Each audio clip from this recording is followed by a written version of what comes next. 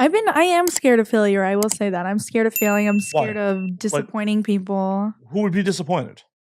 A lot of people would. If I really fucked up, there's a lot of people. What is really fucking up in your book? If I like went to jail, if I like hit somebody with my car, like Yeah, got a DUI, like that's not doing the thing.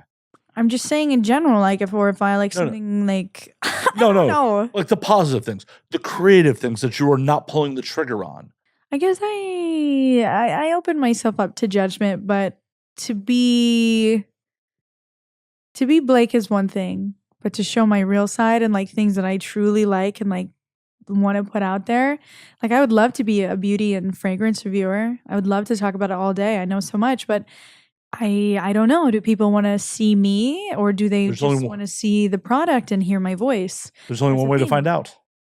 But I wonder, like putting my face out there, like am I like hurting people because I'm in porn, and like if I'm on another platform and like how would you be hurting people? Just like for like younger people, like seeing like my content. Like if you like go and search out my porn, that's one thing. But like if I were to create other content, in a sense, wouldn't I be essentially just trying to make content to boost my porn career? In a sense, that's exactly what I'm doing because it exists in me.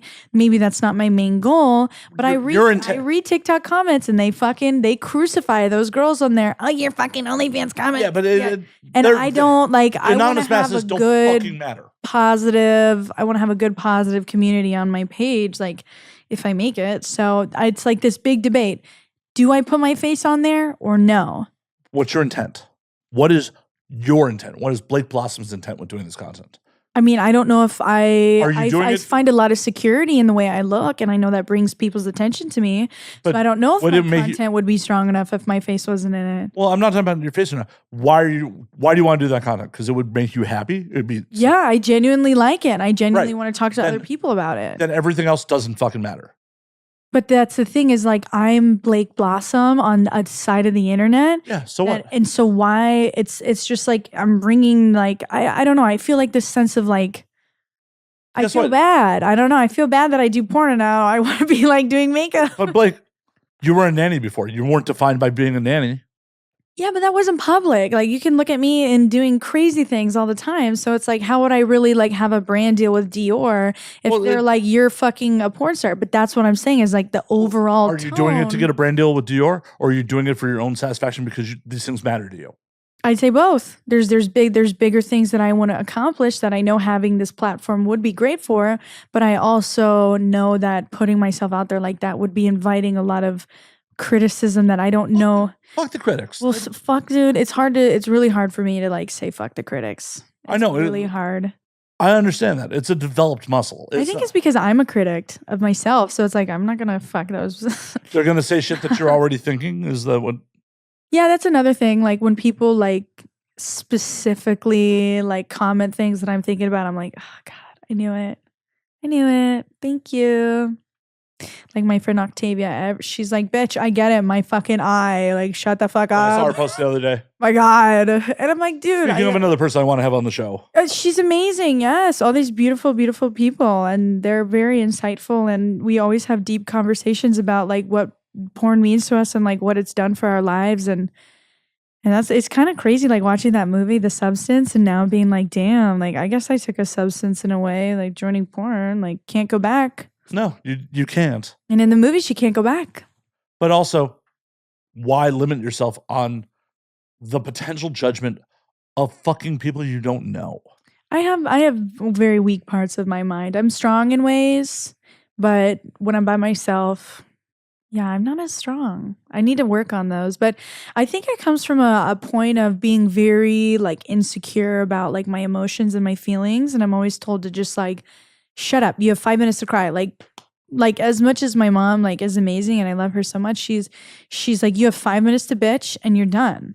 Like and it's been like that my whole life. My dad said, you know, like nobody gives a fuck why you're late. Okay, you're late. Like you need to not be late. Nobody cares about what you have going on. For the record, nobody Blake cares about you.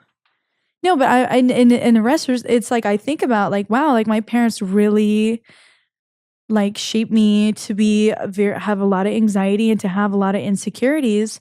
So I found security in my sexuality. So I feel like without my sexuality, Something beeped. Yeah, that's fine. Without my sexuality, like, who am I? And that's where the fear first starting I the hate to other break it stuff. to you. You're still a very intelligent person who has shit to say. So Yeah. hate to break that to you. Yes. Sometimes it's I get it. Like when these ladies are like, "Oh, it's hard for women to work their way up." I'm like, "What the fuck are you guys talking about?"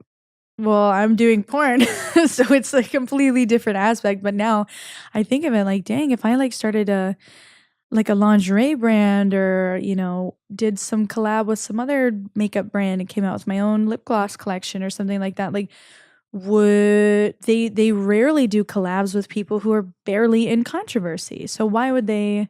If you pitch that collab to whatever company, and Like Jeffree Star, me and Jeffree Star would have the craziest makeup collab. like you pitch that collab, you pitch it, right? And they say no, where are you? You're exactly where you are right now. What the fuck's stopping you? Rejection. Oh my God. Rejection. I hate it.